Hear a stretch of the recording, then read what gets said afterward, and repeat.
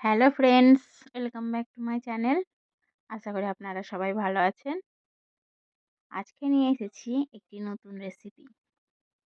আজকের রেসিপি হচ্ছে খুব অল্প উপকরণ দিয়ে পুডিং। আমি কিভাবে খুব অল্প উপকরণ দিয়ে ডিমের পুডিং বানিয়েছি সেই রেসিপিটা আপনাদের সাথে শেয়ার করব।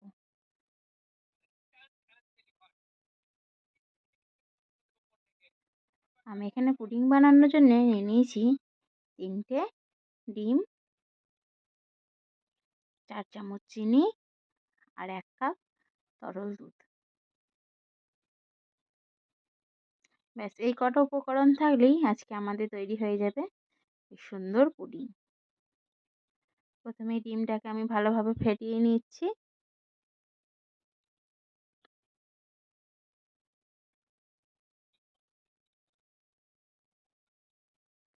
আমার ডিমটার কুসুমগুলো সবকটা ফাটানো হয়ে গেছে। এবার আমি এখানে দিয়ে দেবো চিনিটা।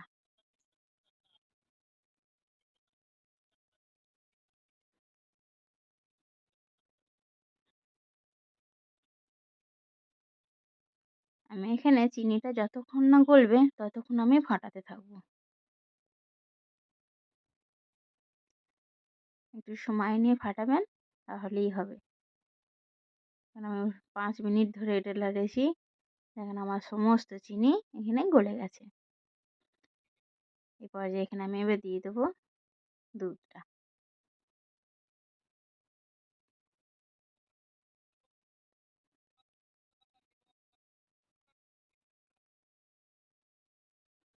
দুধটা দিয়ে হালকা নাড়াচাড়া করলেই হবে।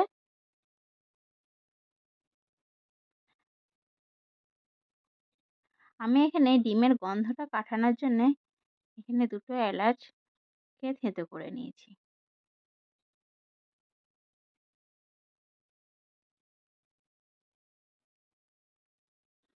প্রথমে একটি কড়াই নিয়ে নিলাম। এখানে আমি নিয়ে নিলাম 2 চামচ চিনি। এই 2 চামচ চিনিকে আমি ক্যারামেল তৈরি করব। প্রথমে চিনিটাকে আমি নাড়াচাড়া করব না। যখনই চিনিটা গলতে থাকবে তখনই আলতো হাতে একবার উপর নিচে করে নেব।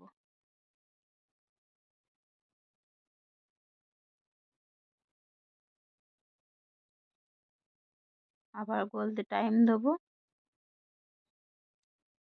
আস্তে আস্তে অনেকটা গলে গেছে।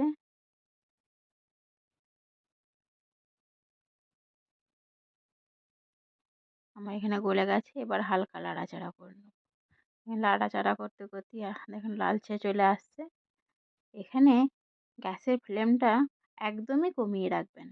বাড়িয়ে রাখলে ক্যারামেলটা তেঁতো হয়ে যেতে পারে।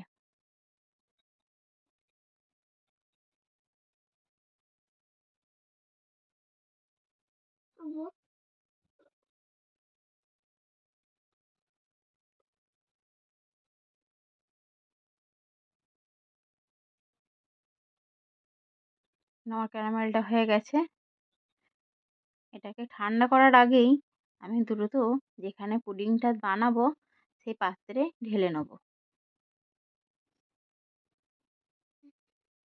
আমি এই টিফিন কৌটোটায় পুডিংটা তৈরি করব। তাই এই টিফিন কৌটোর ভেতরে আমি ক্যারামেলটাকে ঢেলে দিলাম।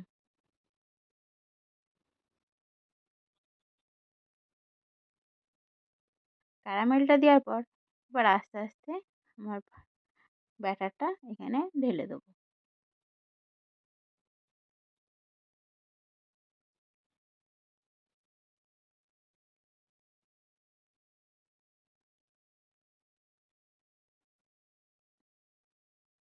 এবার টিফিনের মুখটা বন্ধ করে দেবো।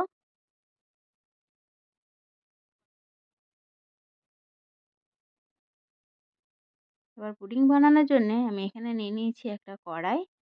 কড়াইতে দিয়ে দেবো একটা কাপড়। কাপড়ের উপর একটা স্ট্যান্ড দিয়ে দেবো। দিয়ে এখানে দিয়ে দেবো পরিমাণ মতো জল।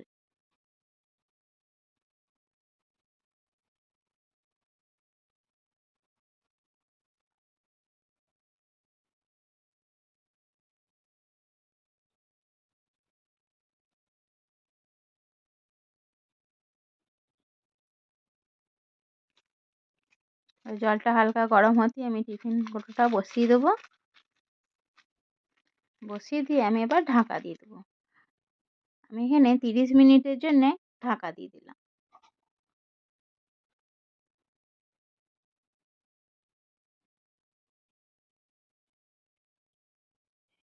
আমার 30 মিনিট হয়ে গেছে। আমি একবার খুলে এবার দেখবো। এখন জলটা একবারে টেনে নিয়েছে।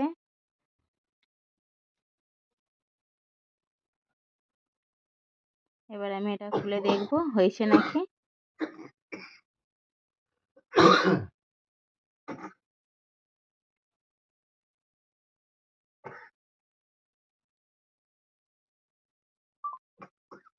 আমি একটা ছুরি নিয়েছি। ছুরিটাকে ঢুকিয়ে দেখবো ছুরির গায়ে কিছু লেগে থাকছে নাকি। দেখুন ছুরির গায়ে আমার কিছুই লেগে নেই। তার মানে আমার পুডিং রেডি। এবার পুডিংটাকে আমি 5 মিনিটের জন্য রেস্টে রাখবো।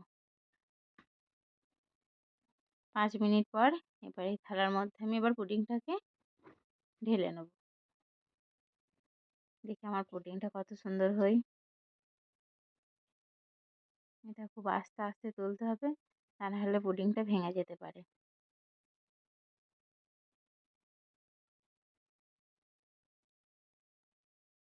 দেখুন কত সুন্দর আমার পুডিংটা হয়েছে। অল্প উপকরণ দিয়ে এত সুন্দর পুডিং আপনারা বাড়িতে বানিয়ে অবশ্যই বানাবেন এবং কেমন লাগলো আমাকে কমেন্ট করে জানাবেন।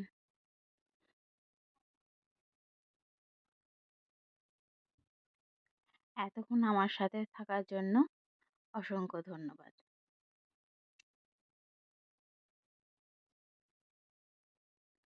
আল্লাহ হাফেজ।